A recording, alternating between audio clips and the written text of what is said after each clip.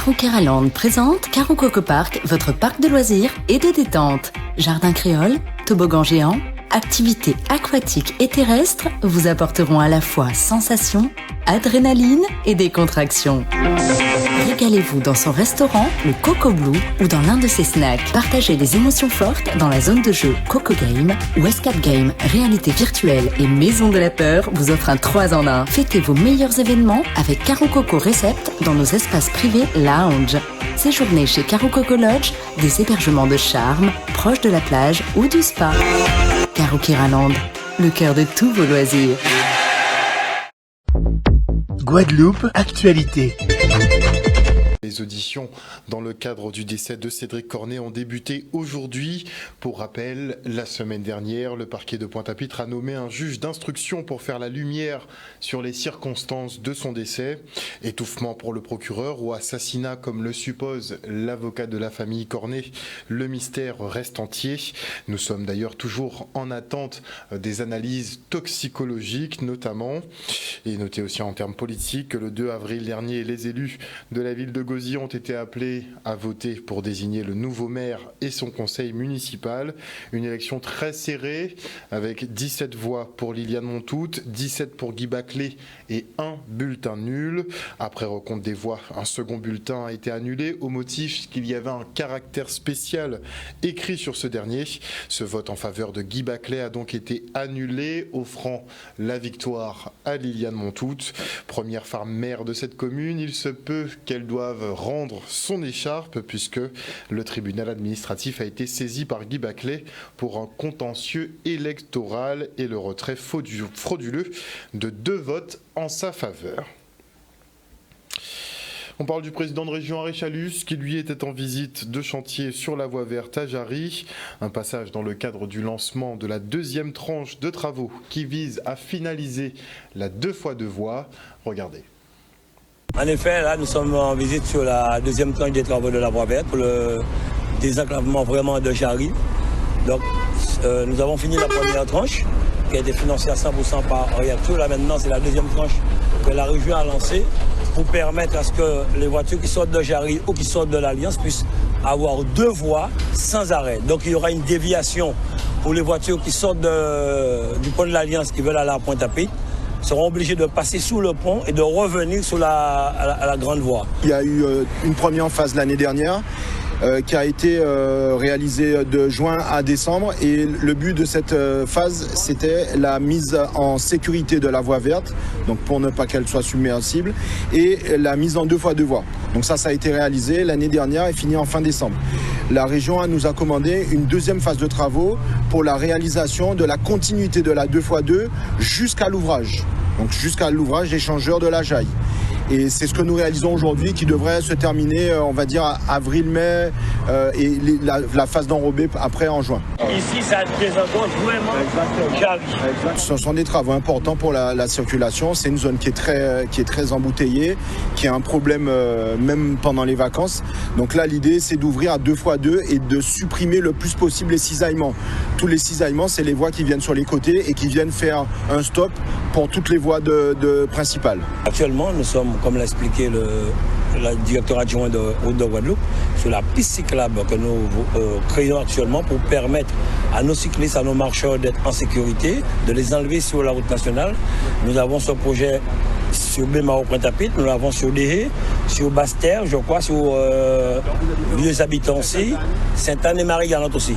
Et de l'autre côté, du côté de la grande voie où il y a tous les magasins, il y aura aussi un projet de piste cyclable. C'est une opération qui a commencé au mois de juin l'année dernière et qui aujourd'hui rentre dans sa phase on va dire, on a avancé à peut-être à 70 à 80% en taux d'avancement et qui relie la commune de Bémaro à la commune de Pointe-à-Pitre. L'idée pour nous aujourd'hui, c'est de vraiment sortir les vélos de la 2x2 et de faire en sorte que les vélos, c'est-à-dire que la population ait un endroit sécurisé pour pratiquer le vélo en toute sécurité. Et après, certainement, les voies de bus. Petit focus maintenant sur Amélie, Alexis et Zachary, 3 amis qui se battent contre le cancer. Pas pour eux, mais en tout cas qui soutiennent la lutte. Après avoir perdu des membres de leur famille, ces 3 jeunes portent leur concours justement contre la lutte contre cette maladie. Passionnés de nautisme, ils se sont lancés dans une double traversée de l'Atlantique à la voile en moins de 6 mois. Un défi sportif et une aventure humaine pour cet équipage baptisé Caro et les garçons en mer. Objectif simple, clair, récolter 100 000 €. Regardez. Le projet s'appelle Caro et les garçons en mer. On est 3, Alexis, Amélie et moi-même Zachary. Et on a toujours eu le rêve de faire une traversée de l'Atlantique, c'était notre but. Et donc ce qu'on a fait, c'est qu'on a mis au profit cette passion de la voile qu'on avait en commun, au profit d'un autre point commun qu'on a qui est un peu plus malheureux, mais qui est du coup le cancer. Donc c'était un peu ça la jeunesse du projet, donc c'est comme ça qu'au début est née l'idée, ensuite on a structuré ça. Notre objectif c'est de récolter 100 000 € contre le cancer, et donc tout ira au centre Eugène Marquis, qui est le centre avec lequel on s'est associé à Rennes, et c'est défiscalisable, si vous voulez faire un don, n'hésitez pas. J'ai eu le plaisir de rencontrer Caro et les garçons suite à un message que la présidente, Mme Marianne Pépin, a mis sur notre groupe des bénévoles, où elle faisait appel aux patients qui le souhaiteraient pour pouvoir faire un petit rencontrer Caro et les garçons par rapport au projet, mais aussi pour pouvoir profiter aussi d'une très belle balade en bateau. C'était pour elle vraiment un plaisir de se retrouver dans un autre cadre que la Ligue, parce que c'est vrai que quand elles viennent à la Ligue, forcément, la maladie est toujours là. Mais là, le fait d'être en sortie sur un bateau, respirer l'air marin, c'était vraiment magnifique pour eux. C'était génial, c'était de beaux moments partagés tous ensemble avec des femmes qui n'avaient pas forcément l'habitude d'être sur un bateau, ou d'autres qui justement l'avaient déjà été, étaient très contentes de retrouver un bateau, qu'on les laissait un peu à la barre pour voir, parce que ça leur faisait plaisir. Mais non, c'était génial, c'était de beaux moments partagés avec elles, donc c'était top. Moi, je ne peux que les féliciter, parce que ce sont des jeunes. Et voir le projet qu'ils ont en ce moment, c'est quelque chose de vraiment magnifique, bien magnifique, surtout pour les patients.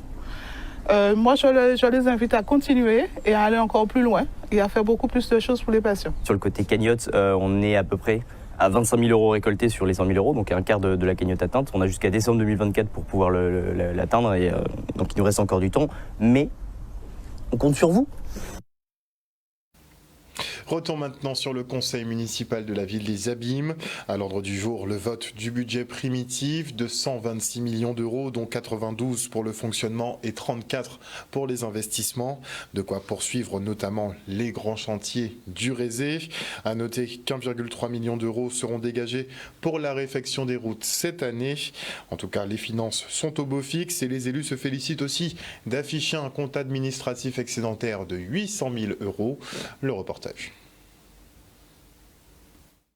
Je suis aujourd'hui heureuse d'être là pour vous parler de cette matinée de travail que nous avons eue au conseil municipal des Abîmes, car aujourd'hui nous avons eu à traiter plusieurs sujets, en particulier faire le point sur ce que nous avons fait à travers justement le résultat de l'année 2023, c'est-à-dire nous avons voté aujourd'hui le compte administratif avec un excédent de plus de 800 000 €, et tout en faisant les actions que nous sommes engagés, les actions de proximité, des actions en faveur de la population, mais aussi en prenant en compte tous les droits des agents de la ville des Abîmes, car cela est essentiel pour nous, car nous croyons qu'ensemble, avec la population, avec le personnel, nous devons travailler pour le bien-être du quotidien des habitants de la ville des Abîmes. Le budget primitif a été voté en équilibre avec plus de 126 millions, avec 92 millions pour le fonctionnement et 34 millions pour les investissements. Et je voudrais dire à la population que dans ce cadre-là, la ville des Abîmes, conscient de la nécessité de prendre en compte les besoins de proximité, 1,3 million pour les routes ont été inscrits, parce que nous savons combien c'est important, et aussi bien entendu pour le monde sportif, dire aussi, nous avons des actions pour la couverture des terrains omnisports, que ce soit du Rézé, que ce soit de Bois-Ripaud, que ce soit du Bourg des Abîmes, mais aussi toutes les actions que nous avons l'habitude de mener, et aussi de finaliser le projet de Rézé Grand Cran. Donc vous voyez, la ville est en mouvement. Et je voudrais dire que sous la direction d'Éric Jalton, maire des Abîmes, nous œuvrons pour pouvoir répondre à ce que nous avions dit tantôt dans le cadre de notre projet 2020-2026. Et nous voulons, avec eux, tout en tenant compte que cette année 2024, il faudra faire des efforts, nous le ferons tout en permettant, tout en réalisant, bien entendu, les actions de proximité que nous avons toujours voulu pour la population des Abîmes. Et pour le volet route, il faudra se concentrer beaucoup sur la partie Chauvel, Besson, Petit Pérou, qui a subi effectivement pas mal de dégâts. Les routes sont dans un piteux état par là. Et afin de permettre la mise à jour des carrières dans la fonction publique territoriale, l'UGTG met en place une formation de rattrapage des agents. Sans cette formation statutaire obligatoire, impossible d'évoluer, et ce, malgré des victoires sur le plan social. Le reportage. En 2021, l'UTC-UGTG mené en grève dans l'ensemble des collectivités Guadeloupe. Et l'accord cadre de méthode que nous signons en fin à grève là, ça, c'était qu'apporter ici, premier point, à si mise à jour à les carrières les agents. Et je dis là, effectivement, nous rendons compte que pour la dernière promotion qui passait dans le cadre de la promotion interne, il y a 180 dossiers à peu près qui sont rejetés parce que ces agents-là n'ont pas été fait formation statutaire obligatoire. Donc ça a posé un problème par rapport à l'avancement à ces agents-là.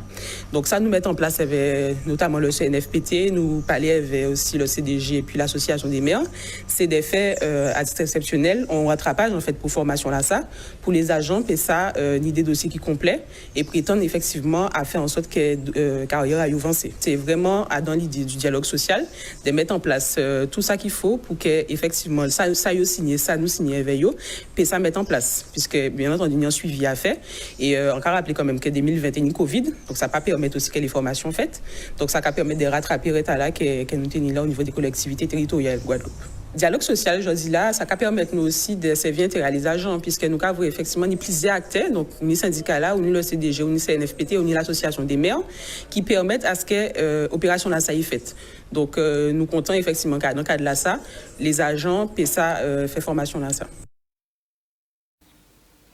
Et après avoir été séduits par notre carnaval et particulièrement par l'univers des groupes à peau, les autorités d'Antigua renforcent les liens avec nos fédérations de carnaval, un partenariat qui vise à mettre en place des échanges culturels et assurer la promotion de nos événements respectifs.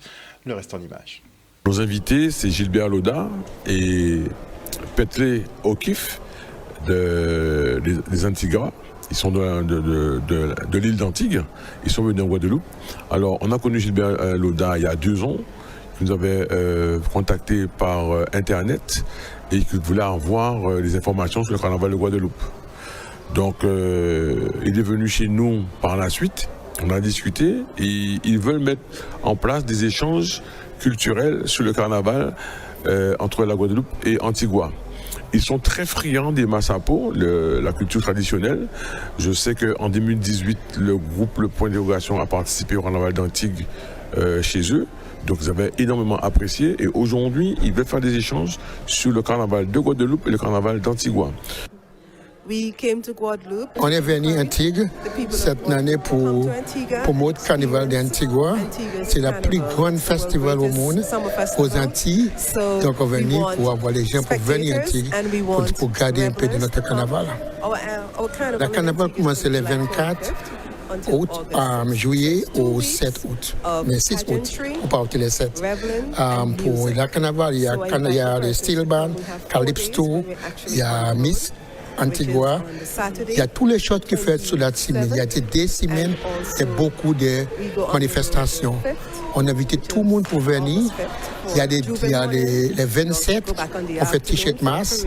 Il y a les 5, on est joué et on est défilé de l'après-midi à 2h.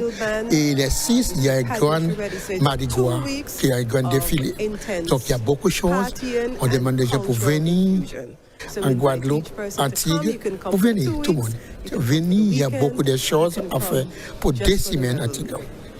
Donc nous, ce qu'on fait, on essaie de mettre en place des échanges. Donc on mettra en avant nos groupes de carnaval, quels qu'ils soient, et aussi les massapo, pour qu'on puisse travailler et faire, par exemple, faire venir des gens d'Antigua chez nous pour leur montrer comment travailler et pourquoi pas aussi nous, justement les tambours, les masses à peau, la fabrication pour savoir comment on fait ça. Donc pour l'instant on initie la chose entre nous et bientôt on va ouvrir les portes au niveau des groupes de la Guadeloupe et pour qu'on puisse échanger sur le carnaval antigua et le carnaval guadeloupéen. Un reportage signé Michel Depape. Et après la Corsair Foot Academy, le transporteur aérien lance son camp d'entraînement spécial rugby. Pendant 3 jours, les jeunes pratiquants de l'Ovalie bénéficieront des conseils et de l'expertise de 2 champions de la discipline. Le reportage. La deuxième édition de la Corsair Rugby Academy qui débute ce mercredi au RSMA de la Jaille. 3 jours d'entraînement sous la houlette de grandes célébrités de l'Ovalie. On parle de Marc Lévremont, ancien sélectionneur de l'équipe de France, mais aussi de Brian Liebenberg, plusieurs fois champion de France avec le Stade français. C'est la 3e fois que je viens, donc la première fois c'était avec Marc il y a 6 ans. Donc on remercie encore Ronnie et Marc de me faire confiance de revenir. Et oui, c'était très important de revenir parce qu'une des phrases d'un des jeunes, quand on est parti la dernière fois, il a dit restez s'il vous plaît parce que semaine prochaine on n'a rien à faire. Et donc c'était sympa parce que c'était un côté positif, mais on voit aussi que les jeunes ils apprécient quand on revient et qu'il y a vraiment un vrai intérêt de passer des moments comme ça ensemble avec eux. C'est toujours un plaisir de venir échanger, partager, former éventuellement et puis passer du bon temps avec des jeunes sportifs de cette magnifique île. C'est dans la continuité, on a déjà le Stade toulousain qui vient faire un stage avec le Good Luck, le Stade français maintenant qui vient avec le Bruck, donc là le Corsair Academy avec la Ligue pour perfectionner nos jeunes en catégorie U15, 16, 17, 18, 19, c'est très très bien. Oui, c'est très très bien. Ça peut être que du bonus pour nos jeunes. On permet à ces jeunes de toucher ce qu'il y a de mieux, puisqu'on a quand même 2 grandes stars avec nous pour cette 2e édition. Et pour nous, lorsqu'on a été approché par Ronnie Béral, l'organisateur, pour savoir si on voulait de nouveau être partenaire, ça a été une évidence, puisqu'on suit déjà Ronnie Béral avec une autre manifestation de très belle envergure qui touche également les jeunes, qui est la Corsair Foot Academy. Donc pour nous, c'est une évidence. C'est important pour nous de soutenir le projet, parce que le but, c'est de venir chercher et réveiller les talents des jeunes qui sont chez nous, et puis prouver qu'on n'est pas isolé, quel que soit l'endroit. Là, on est une île, on est loin, mais je remercie surtout les gens qui se déplacent et qui sont capables de venir, comme Marc, Brian, et qui viennent faire rêver nos jeunes. Ce stage de 3 jours est destiné aux catégories jeunes, garçons comme filles. Il reste encore des places pour s'inscrire, alors n'hésitez pas. Et on part pour la 2e édition de la course aux 1000 défis, un challenge au départ de Petit-Bourg avec une arrivée à Pointe-Noire en passant par les Mamelles. Regardez.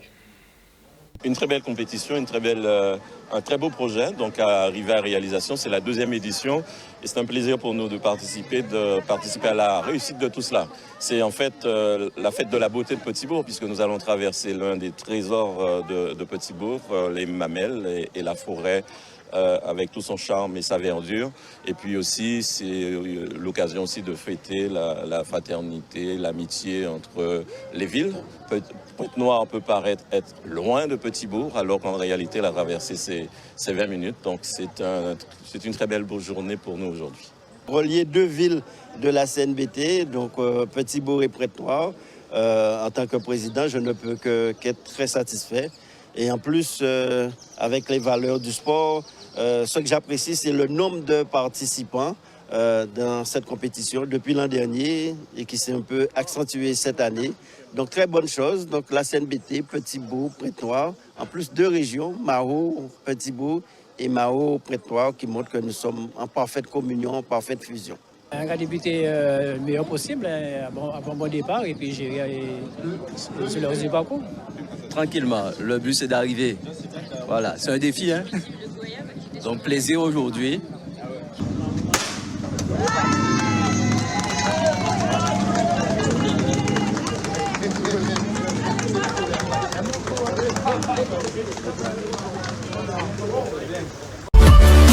O News Radio sur outremernews.fr.